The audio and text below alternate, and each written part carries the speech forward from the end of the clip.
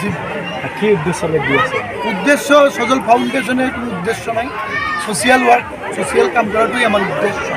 আজি মই MCLA হৈছোঁ, কিন্তু 2009 পৰা আমি ৰাইজৰ লগত থাকি বস্ত্ৰ এইবিলাক বস্তু মানুহক সহায় কৰি থাকোঁ।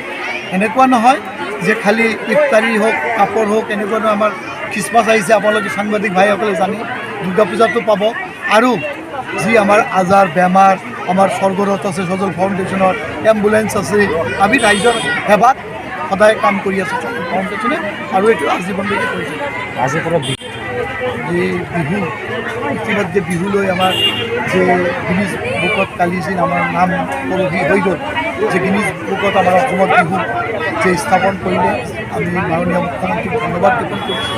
আৰু লগত মই ইমানখিনি কম যে এইবাৰতো আমাৰ আৰু ভাল কথা, এইপিনে বিহু, এইপিনে ঈদ, অলপ দিন আগত ষ্টাৰ পৰব গ'ল। এইবাৰ আমাৰ চব ফেষ্টিভেল একেলগতে কৰিছে। এইবাৰ চব ফেষ্টিভেল আমি চবে মিলি ধুমধামছে প্রত্যেক বছর 2009 সন থেকে MCLA তো 2.5 বছর হয়েছে, আপনারা বানিয়ে দিয়েছেন। 2009 সন থেকে আমাদের